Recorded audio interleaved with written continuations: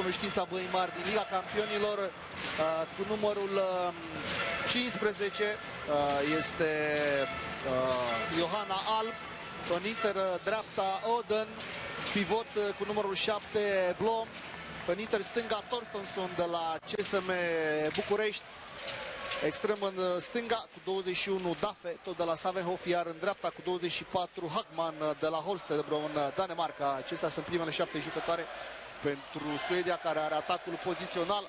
Alb pentru Torstensson, joc de pasă la 9 metri, Oden, Torstensson vrea să la depășire, reușește acest lucru, gol pentru scandinave. 1-0 Suedia, România, marcat Linnea Torstensson.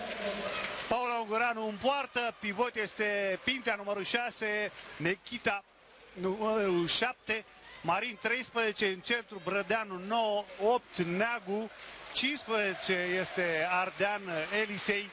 Și asta este reprezentativa României, care atacă acum. Începe schema noastră. Marin pentru Neagu în centru, din nou Marin încearcă să pătrundă. I s-a dat greșeală la acest atac pozițional. Mingea era la Luciana Marin. Torstensson vine foarte bine, joacă pentru Dafe în extremă. Gol pe colțul scurt, începe foarte bine Suedia. Conduce cu 2-0, un gol din pozițional, un gol din faza a doua pentru echipa nordică. Așteptăm replica handbalistelor noastre. Din nou Pintea se plasează în centru, lângă Torstensson și Blom. Intermediari sunt Alb, numărul 15, și Oden, 28, Neagu, de drumul la mice pentru Brădeanu, Elisei Ardean, Brădeanu, Neagu, aruncă! Prima minge zboară pe lângă poarta adversă. A încercat la vincul în diagonală Cristina Neagu, n-a găsit spațiul porții. Din nou Alm, joacă pentru Torstensson, Alm la 9 metri, nu aruncă la poartă, Oden în dreapta pentru Hagman. Se calmează atacul suedezelor, de la care lipsesc Isabel Gulden și Jenny Alm. Două handbaliste foarte importante. Isabel Gulden, știți, MVP la ultimul campionat european, era titulare incontestabilă, aruncă Torstensson, scoate Paula Ungureanu și pornim cu alt moral acest atac. Neagu lasă pentru Brădeanu, Luciana Marin, nu se înțelege din prima cu Ada Nechita. O să vedem mai des, se pare, pe Luciana Marin în postura incomodă de inter-dreapta, acolo unde joacă de obicei o stângace. Acestea sunt planurile suedezului Thomas Ride. Schema 1 a arătat Brădeanu, a venit la încrucișare Nechita pentru Cristina Neagu, doi pivoți, jucăm pentru Pinta, aruncă cu pământul peste poartă, prea tare a dat Crina Pinta în pardosală și mingea a sărit peste transversala lui Buțăn. Ne scoate din nou Paula Ungureanu, două parade perfecte pentru Paula Ungureanu și rămâne 2-0 pentru Suedia. Paula Ungureanu este de mult idolul spectatorilor români. Iată pe Neagu, însă nu prinde poarta nici această dată, a schimbat registrul, a fost o aruncare joasă în stânga portarului. Oden pentru Alm din centru, Torstensson, Brădeanu și Pintea fac pereche în centrul defensivei noastre. Marin și Neagu sunt intermediari. A scos 7 metri Blom, a fost faultată pe aruncare. S-a lăsat acel avantaj, știți bine, n-a fost gol și s-a întors faza la 7 metri. Încearcă să fructifice Alb. Aruncă sub transversală, 3-0, Suedia conduce, România minutul 4.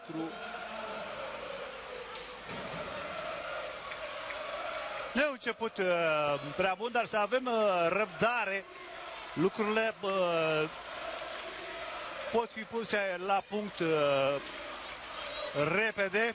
Elisei Ardean pentru Neagu, crește ritmul de pasare, Marin pentru aceeași Pinta, la un pas de fault în atac. Torstensson are în fine o adversară pe măsura fizicului său în persoana Crinei Pintea. Suedia o echipă mai valoroasă, atât decât Brazilia, joacă mult mai ordonat și atent în apărare suedezele, dar am reușit să înscriem prin Pinta primul gol pentru România în minutul 5 și 1-3. România-Suedia 1-4, pentru că nu ne-am așezat bine în apărare și Torstensson ne-a penalizat. Al doilea gol pentru Linnea Torstensson cu o aruncare perfectă în vinclu. Diferență mare, normal, între handbalul european practicat de Suedia și ce ne-a arătat ieri Brazilia. Astăzi a jucat mai bine Brazilia cu Germania, dar tot a pierdut cu 25 meciuri pentru locul 3. Au apărut ușor în vacanță campioanele mondiale din Brazilia, recuperează foarte bine din centru aceeași Torstensson, Oden, minge contraatac, gol. Ioana Alm. O să luăm time-out pentru că sunt probleme pe atacul poziționar, dar și în apărare. 5-1 pentru Suedia. Minutul 6, timp de odihnă cerut de Ride și Burcea.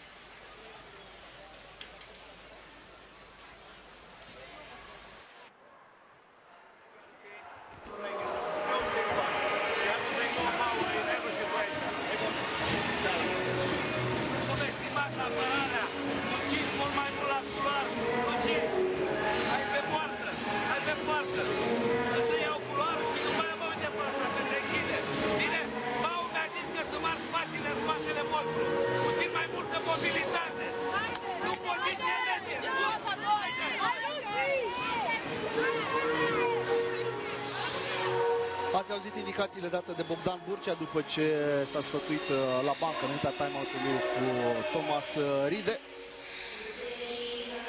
Singurul gol al nostru marcat de Trina Pinta și Iuleaua suedezei Torstensson. Pe Torstensson o vom vedea și marți de la ora 17 și 30 de minute în un meci din Cupa României între HM Râmnicu Vâlcea și CSM București. De minutul 5 și 23 repune mingea în joc. A intrat pentru prima oară Floina Chintoan, numărul 5, în locul autoarei singurului gol, Crina Pintea. Este schimbarea gândită de Ride și Burcea. Pinta pe bancă, Chintoan în teren, jucătoare chiar aici la Cluj pentru Universitatea Chintoan, pentru Neagu. Se înalță până la urmă Neagu, bară de această dată extraordinar, 3 aruncări Cristina Neagu, niciun gol, de 2 ori pe lângă poartă, o dată în bară. Da, pare să-și fi reglat tirul cele din urmă. Logic, vine și golul la următoarea aruncare. Oden pentru Almă, blocată de Chintoan, 9 metri pentru scandinave.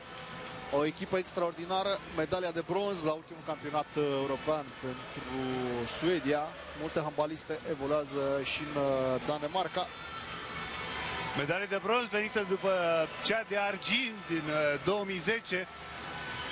Așa că înseamnă constanță. Torstensson, foarte bine Marina acolo. Împiedică pe Blom să primească mingea. Un pivot eficient la 23 de ani. Această Lindblom. Torstensson am ieșit avansați pe apărare, aruncă Hackman și fructifică.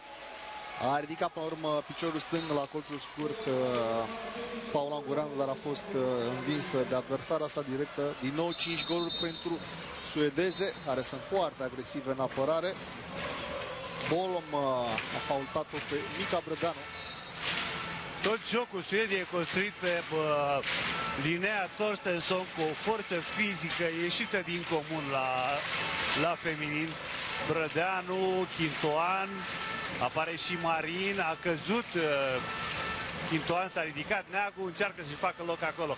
Vine către centru Nechita, reprimește de la Marin, este prepasiv, pasă pentru Chintoan, aruncare de la 7 metri. Am avut noroc pe ultima pasă, pentru că Oden a intrat în 6 metri și mi s-a dat 7 metri la apărare în semicer pe pasa la Chintoan. A circulat bine mingea până la urmă, dar nu prea atacam poarta.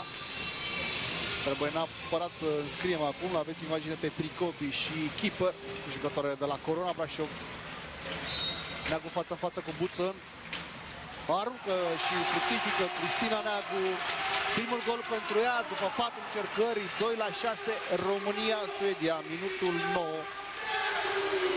Explozie de bucurie la golul marcat de vedeta tricoloră. A intrat cu numărul 31, Ana Maria Johansson, 33 de ani are interul dreapta al Suediei. Un 5+1, încercăm Chintoan în fața lui Alm. A fost faultat aici Johansson, jucătoare de la Skövde, handbalistă cu mare experiență. Alm pentru aceeași Johansson, retur la coordonatoare. Blocată un picuț acolo Alm, acum are un pic de spațiu Torstensson pentru Dafe și iarăși gol. Am avut probleme cu această apărare avansată pentru că a trebuit să strângem la linia de 9 metri. Adversarelor a rămas liber Dafe și a fructificat. Rămâne această distanță de 5 goluri în favoarea suedezelor, care au avut un început de partidă remarcabil. 7-2 pentru ele. Neagu trece în centru, luată privire de Blom, se fluieră fault. Este cartonaș galben pentru linia Torstensson.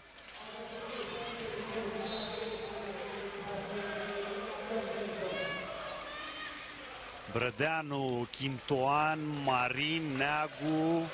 Scapă mingea Mica Brădeanu, a recuperat Hagman. Bine Nechita, foarte bine. Prinde însă Alm, Oden. Torstensson, jocul se liniștește, nu? Continuă Torstensson, pătrunde Oden și gol. Da, acesta înseamnă jocul în mișcare derutant al suedezelor. Ați văzut atacul creat de două handbaliste. S-a creat un mic culoar și pe acolo a pătruns Oden. 8-2 pentru Suedia. Iese Luciana Marin și intră pentru prima oară la trofeul Carpații jucătoarea de la Dunărea Brăila. Este vorba de Perianu în interdreapta. O tânără talentată care împlinește și ea 21 de ani. Brădeanu, Neagu încearcă să pătrundă. Brădeanu din nou, faultate clară acolo Chintoan. Ce bine se mișcă blocul central în defensivă pentru Suedia, odată cu faza creată de handbalistele noastre. Neagu pentru Brădeanu, Perianu, din nou Mica Brădeanu, n-a putut face pentru Chintean, care a fost blocată de Torstensson. 9 metri pentru echipa noastră. Nu înțelege antrenarea daneză a suedezelor ce s-a întâmplat. Este vorba de Helle Thompson. Pe măsură ce România pasează mai repede, le e mai greu suedezelor să se apere. Mingea a fost atinsă de una dintre apărătoarele scandinave. Repune Elise Ardean. Neagu vine către centru, aruncă, blocată din nou, de asta dată a fost Blom. Da, își asumă foarte mult răspunderea Cristina Neagu, a cerut mingea ca să arunce repede la poartă, eram un prepasiv, rămânem un prepasiv, iarăși trebuie să scoatem în 9 metri sau să aruncăm repede la poartă. Cristina Neagu aruncă, biciuiește mingea, dar pe mijlocul porții, acolo era Butsen. Numai 2 goluri a marcat în 12 minute în fața Suediei. Pas în spate pentru Linnea Torstensson, care nu se grăbește, defecțiune și în sistemul lor de pase. Iată imagini și cu Sant și colega sa. Johansson închide bine Neagu, ajutată rapid acolo de Chintoan. România nu renunță la 5+1. Se vede că nu e tocmai obișnuită cu acest sistem defensiv național a noastră. Alm în centru, însă Chintoan a făcut jumătate de pas în spate. Torstensson pentru Johansson. Torstensson, super pasă pentru Blom. Da, chiar dacă a deviat puțin Chintoan mingea, tot la Blom a ajuns balonul și a fructificat pivotul scandinav. 9-2 pentru Suedia, care n-a greșit decât 2 atacuri poziționale în aceste 12 minute. Iese și Mica Brădeanu, intră Eliza Buceschi în centru, schimbări de tot ce se poate la faza de atac în special. Caută soluții, caută să le energizeze pe fete. Acum Buceschi, Neagu, nu s-au înțeles, Perianu pentru Nechita, respinge din nou Bunsen, pleacă Torstensson pe contraatac, Alm, minge pentru Oden, Hagman, s-au apărat bine româncele, Oden din nou, încearcă depășirea, respinge Ungureanu. A patra paradă pentru Paula Ungureanu, dar avea nevoie și de gol la pozițional ca să nu-și fost în van această intercepție a sa. Eliza Buceschi aruncă pe portar. Mare șansă pentru Butsen, pentru că mingile parcă ar căuta-o. Alm se oprește la pasă decisivă, joacă pentru Torstensson, tamponată de Perianu. Faul pentru Suedia, minutul 14, 7 goluri pentru naționala nordică. Încearcă acum schimbări și în defensivă. În centru apare Oana Bondar. Cred că este și ea la prima apariție. Cu numărul 4, Petricou. Odihnesc suedezii pe Torstensson. A apărut această jucătoare cu numărul 14, Petricou, Johanna Westerberg. Da. Am avut noroc. Avem puține goluri, numai 2 în 15 minute, trebuie să ne revenim în special pe faza de atac. Liberă Perianu acolo, Buceschi nu a văzut-o și a aruncat pe lângă poartă. S-a creat adevărat culoarul. Eliza Buceschi a mimat puțin pasa spre Perianu, dar n-a fost de ajuns. Iarăși Blom, liberă, ne mai scoate odată. Ungureanu pasă de contraatac pentru a da Nikita primul contraatac. Oh, ce ratare! Nu ne iese nimic pe atac în această primă parte a reprizei. Am ratat din toate pozițiile și în toate modurile. Rămâne 9-2 pentru Suedia. Suntem la jumătatea primei reprize. Reacție formidabilă a Johanei Bunsen, cea de-a 4-a în partea Suediei. Replica spectatorilor de aici, sala sporturilor din Cluj. An pentru Perianu. Neagu aruncă Perianu peste poartă. Avem mari probleme la linia de 9 metri. E clar că nu merge deocamdată defensiva noastră, în primul rând, Torstensson. Și atacul, nereușit să marcăm, intră în criză de idei și se grăbesc. Aici e principala problemă. Schimbare de portar la Suedia, a ieșit Bunsen, intră Iden. Numărul 25 în centru este Valen, Angelica Valen. Valen acum încearcă să forțeze culoarul, a aruncat din extrem Hagman, dar efectul a fost mult prea scurt. Șansă pentru noi să înscriem golul 3, aruncă Neagu și scoate un 7 metri la această pătrundere, apărare în semicerc al lui Blom. Apărase Idem, jucătoare de la Savehof, care este dorită de CSM București. Tot Neagu va executa aruncarea de la 7 metri. Pe precedent a transformat-o un gol. Aruncă Neagu. Gol!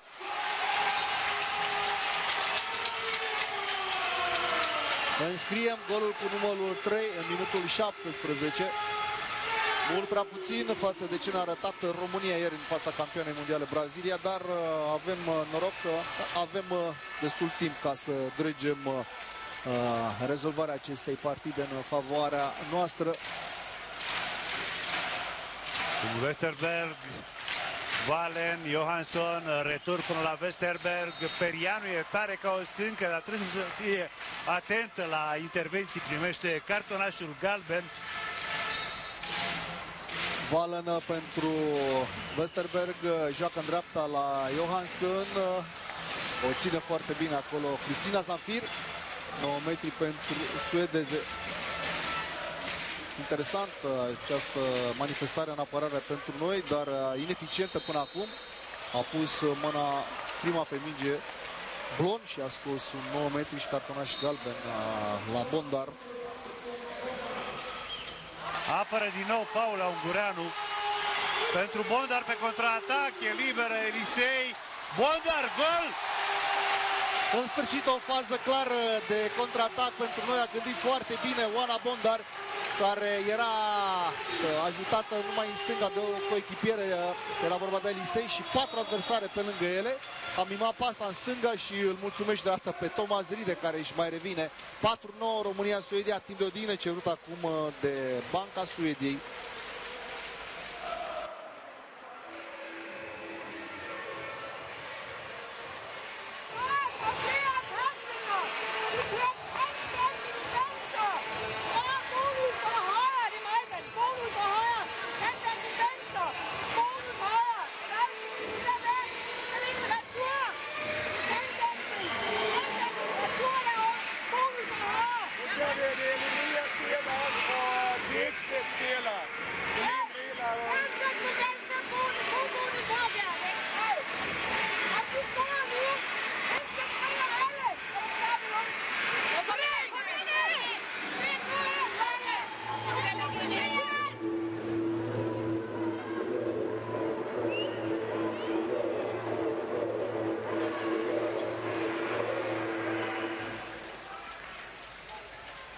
Le-a mers bine jocul pe combinație cu pivotul la suedeze.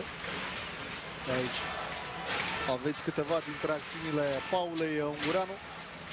Suedia pe atacul pozițional, mai sunt 12 minute din prima repriză, 5 goluri pentru naționala scandinavă. Problemă pentru Butzen, care se duce direct la vestiare cu unul dintre masări. Rămâne Suedia cu un singur portar. Angajarea are și foarte bună a pivotului, 9 metri. De asta dată a reacționat prompt Zamfir acolo. S-a schimbat însă pivotul, nu mai e Blom, este Texted.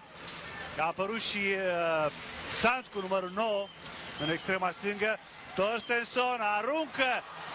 A ghicit Paula Ungureanu, însă a fost prea târziu. Extraordinar această handbalistă care a bătut pe două picioare, la fel ca în handbalul masculin, și apoi a aruncat cu toată forța.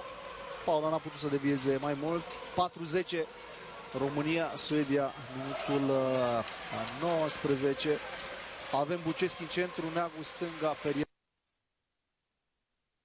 dreapta, Lânganea extremă, Necita, pe partea opusă Elisei, pivot Chinteoan. Publicul încurajează handbalistele și se speră într-o redresare a situației, măcar până la pauză, să mai mișorăm diferența, 9 metri la Buceschi. A încercat să pătrundă, însă a căzut cu minge cu tot în semicer, nu mai avea cum să arunce de acolo. Elisei pentru Neagu, Buceschi, Perianu pătrunde și gol! În fine o acțiune șnur la care Interi marchează. Un prim gol cu linia de 9 metri pentru noi în această partidă, a înscris Gabi Perianu din partea dreaptă a atacului. 5-10, România, Suedia. Suferim în continuare în dreapta pentru că nu avem o stângace. Iată și reacția colegilor de pe bancă în favoarea lui Gabi Perianu. A venit din schimbare Elisei și era să o pătrească pe Johansson. Ne apărăm, schimbăm 5-1 cu 4-2 cât se poate de des acolo. Johansson, Torstensson pentru Texted. Închide foarte bine Zamfir.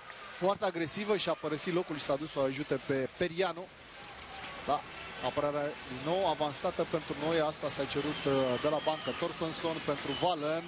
Controlul bun al balonului a fost tamponat atât de Neagu cât și de Bondar.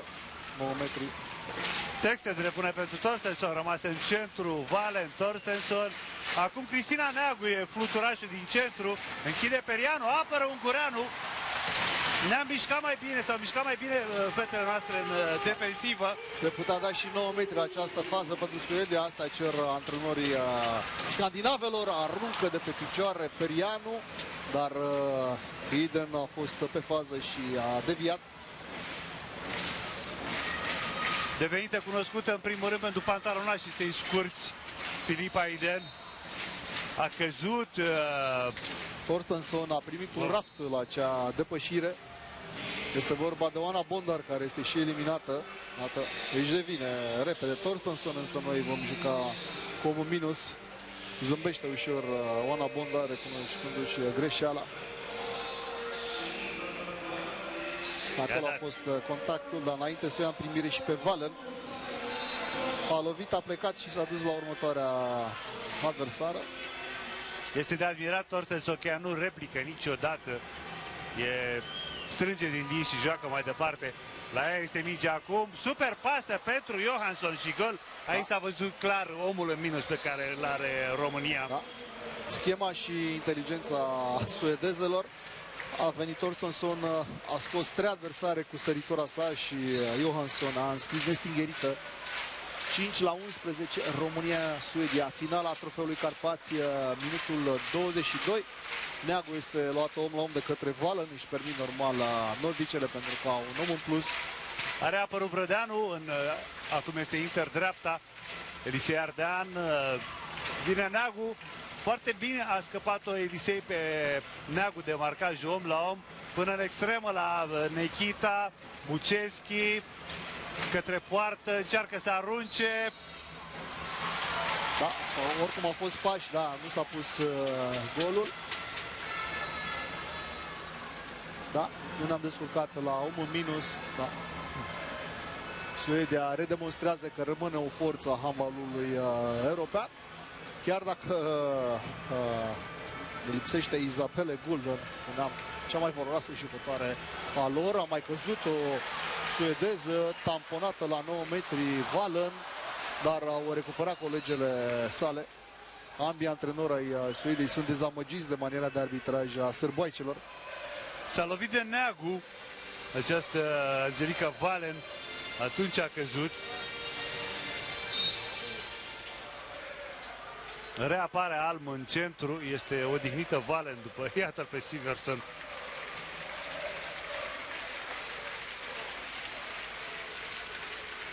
Torstensson pentru Johansson, strâng bine Elisei, rămâne liber în extremă, ratează Ek. Avea nevoie de această șansă de ratare a Suediei la 1 în plus, ca să nu se ducă la 7 goluri adversarele de astăzi. Intră din nou Pinta la pivot și Marin la linia de 9 metri. Să vedem unde va juca, ori în centru, ori în dreapta. Dar se duce în dreapta, rămâne Brădanu în centru, Neagu în stânga. Merge mingea până la Neagu, închide bine Ek acolo pe partea Elisei, Neagu, Elisei Ardean, pe lângă poartă. Da, unghiul nu era destul de mare ca să arunce drept, n-a putut să bage efect la minge Valentin Ardean Elisei. Rămâne fără gol și la minus 6 față de Suedia pe tabela de marcaj. Prima fază la care dispare din teren Cristina Neagu, odihnită. A revenit Bondar, care face pereche în centru defensive cu Pintea, Johansson, Torstensson. Da, atenție. Eliminare la Elisei, picior intenționat. N-a dat gol Torstensson, care avea culoare și a trimis mingea spre extrema sa, a pus piciorul din instinct normal Valentin Ardean Elisei. Acum vedem, da, a dus piciorul stâng spre minge. Decizie corectă a arbitrelor. Johansson pentru Alm, Torstensson în centru, pasă sărită. Sand a dat cu pământul și cu efect și mingea ne-a ajutat din nou. Extremele lor țin la noi, da. Și Sand și Ek. Liberă a fost aceste Luise Sand. Caută soluții Thomas Ride și o aruncă acum în teren pe Nicoleta Dincă pentru extrema stângă, deoarece Elisei este eliminată. Dincă pentru Brădeanu, foarte bine încrucișează, scapă de marcaj din nou pe Neagu. Brădeanu vine și aruncă Marin, respinge Iden. Da. Ar trebui să riște mai mult Marin și Brădeanu, să arunce mai mult de la 9 metri ca să mai ia din presiunea care cu siguranță o apasă pe Cristina Neagu, care a aruncat mult la poartă în primele 10 minute și nu a fructificat. Johansson, libero, lovește în față pe Paula Ungureanu. Da, n-ai ce să zici. Sper să-i treacă durerile rapid Paulei, care a fost doborâtă efectiv de șoc. A văzut că vine mingea spre ea și s-a întors puțin spre stânga, să spunem. Iată, n-a mai putut să facă mai mult. Da, o minge primită chiar în față, în pometele drept. E în plină figură. Cade acolo, se chircește de durere. Imediat au ajuns lângă ea să o ajute. Iată-l și mergând și pe Thomas Ride acolo, pentru că nu se ridică Paula Ungureanu. Mâine avem handbal pe Digisport, la fel ca și săptămâna viitoare. Luni avem rezumatele din Velux Champions League, meciul dintre Barcelona și Aalborg și Kiel cu Flensburg din Liga Campionilor la băieți.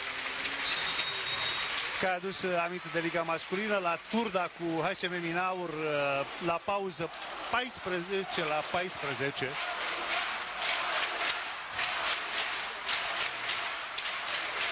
Aceasta este reacția și urmarea revenirii Paulei Ungureanu, cea mai în formă handbalistă română în această partidă. A apărut Laura Kipper în extrema dreaptă, Brădeanu rămâne coordonatoare, Marin interdreapta, Neagu luat om la om, Dincă extremă stânga, Brădeanu pentru Marin încearcă să treacă pe lângă Torstensson, e foarte greu. Trebuie să te miști repede pe lângă Torstensson, care are totuși segmente lungi, cu schimbare de direcție, așa o arichilezi. Încă 20 de secunde în inferioritate România. Neagu la pupitru acum pentru Marin. Brădeanu. Nu putem să desfacem apărarea în superioritatea suedezelor. Ne chinuim pe atacul pozițional, la fel cum am făcut-o încă de la începutul întâlnirii. Brădeanu, da, aruncă previzibilă pentru Iden. A scos mingea și acum contraatac, dar avem iarăși șansă. Sandi era mult în față, mingea a venit în spate. Scorul rămâne 11-5 pentru Suedia. Minutul 26. Este egalitate numerică în teren. Nu s-a înscris de 4 minute de nicio parte. Thomas Linde se pregătește să ia al doilea timeout în această partidă. Aruncă Neagu și primul gol din acțiune pentru ea. Un gol care poate să o descătușeze după ce s-a întâmplat în această parte a întâlnirii. 6-11, minutul 27, aveți în reluare golul Cristinei Neagu. Atacă din nou Suedia. România a renunțat în mod clar la 5+1, se apără 6-0. Când și când Marin încearcă să închidă drumul Lineei Torstensson. Am apărat bine la pivot pentru prima oară, dar Pinta a tras o aiurea de mână pe Torstensson și ia eliminare. Da, nu trebuia să facă acest gest Tina Pinta, dar cam așa se întâmplă când ai pulsul peste 120 în timpul partidei. Iată, da, tras-o de brațe pe adversara sa și am pierdut mingea. Iarăși inferioritate. Torstensson, bine că ne scoate Paula, extraordinară, dublă paradă, din cădere scoate Paula Ungureanu, miraculos. Aceasta este Paula Ungureanu, în 30 martie împlinește 35 de ani. E născută în Brașov și are un băiețel, Ioan Paul. Reacție formidabilă a unui super portar. A fost parada meciului pentru Paula Ungureanu. Să sperăm că de acum încolo ea va fi protejată, ajutată mai mult de colegele sale din defensivă. Brădeanu pentru Neagu. A fost și Marin la minge. Din nou Cristina Neagu joacă în centru. Marin ținută de adversara sa, Torstensson, acolo în intermediar. 9 metri. Nu reușit să pasăm mai repede, în primul rând.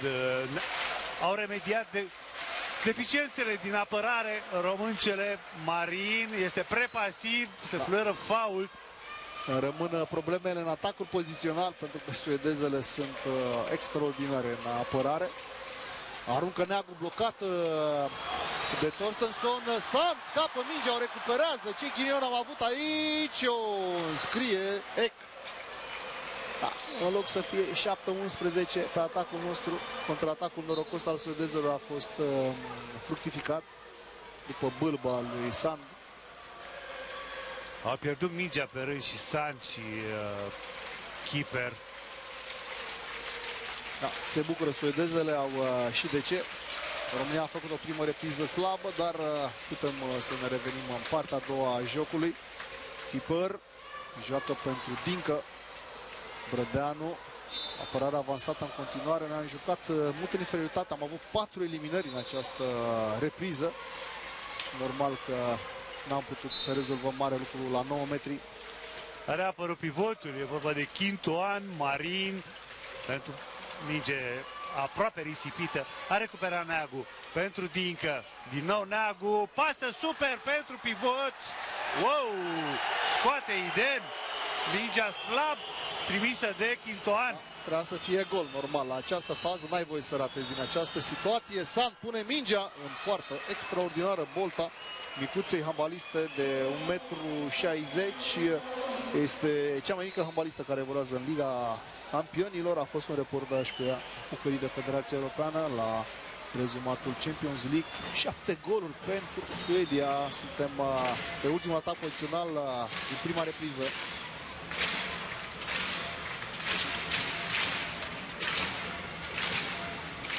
Neagu pentru Pricopi, pasă din nou pentru Quintoan.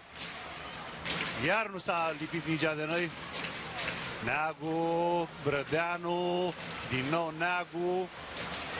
Întoarce jocul, încearcă să pătrundă Pricopi, aruncă, respinge idem, toată lumea dă înspre portarul suedez. Iarăși contraatac și Blom cu titică extraordinar pe ultima secundă. A fost contraatac școală, o mostră de valoare pentru scandinave care ne-au năucit în această primă repriză. 13-6 după 30 de minute între România și Suedia. Revenim după pauză.